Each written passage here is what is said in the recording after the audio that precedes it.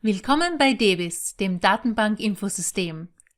Wie Sie Datenbanken über DBIS finden und nutzen können, zeigen wir Ihnen in diesem Video. Den Link zu DBIS finden Sie auf der Webseite der Bibliothek. Wählen Sie zuerst die Unterseite Suchen und Finden und klicken Sie anschließend auf den Link Datenbank-Infosystem, DBIS. In DBIS haben Sie nun zwei grundlegende Möglichkeiten, um fachrelevante Datenbanken zu finden. Die erste Möglichkeit besteht darin, in den vorgegebenen Fachgebieten Datenbanken zu suchen. Dafür klicken Sie einfach auf Ihr Fachgebiet, beispielsweise Architektur. Mit insgesamt 31 Treffern ist bereits eine überschaubare Auswahl unter allen Datenbanken getroffen. Wenn Sie noch keine Erfahrungen mit den relevanten Datenbanken Ihres Fachgebiets sammeln konnten, empfehlen wir Ihnen die Top-Treffer. Diese Kategorie hebt die meistgefragten Datenbanken der jeweiligen Fachgebiete hervor. In der Architektur sind das die Datenbanken Avery Index und RSWP+. Zusätzlich empfehlen wir Ihnen, auch einen Blick auf die allgemeine bzw. fachübergreifende Kategorie zu werfen. Hier finden Sie Datenbanken, die Literatur für eine Bandbreite an Fachrichtungen verzeichnen, wie beispielsweise Scopus oder das Web of Science. Die zweite Möglichkeit, in DBIS zu recherchieren, besteht darin, Datenbanken gezielt über die Suchleiste zu finden.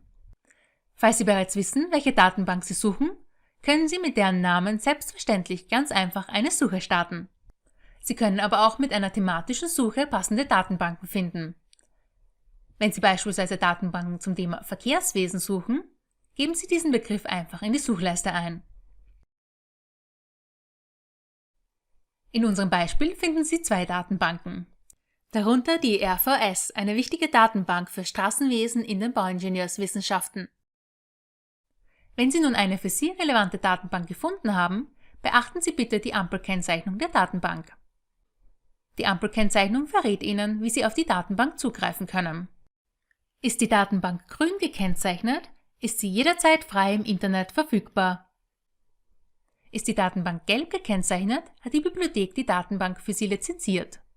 Bitte beachten Sie hier, dass Sie auf die Datenbank nur innerhalb des Netzwerkes der TU Graz zugreifen können. Dafür halten Sie sich entweder in den Campusbereichen der Universität auf oder sind zu Hause über einen VPN-Client mit dem TU Graz-Netzwerk verbunden. Eine Anleitung, wie Sie einen VPN-Client installieren, finden Sie im Intranet der TU Graz, TU4U. Wir haben Ihnen die Seite in der Beschreibung verlinkt. Ist die Datenbank rot gekennzeichnet, ist eine Literaturrecherche nur in der Hauptbibliothek möglich. Bitte stellen Sie Ihre Rechercheanfrage in diesem Fall direkt vor Ort in der Hauptbibliothek im 3. Stock oder via E-Mail an service.bibliothek@tugraz.at. Wir führen Ihren Rechercheauftrag anschließend für Sie aus. Um zu einer grün oder gelb gekennzeichneten Datenbank zu gelangen, klicken Sie als erstes auf den Namen der Datenbank, um die Detailansicht aufzurufen.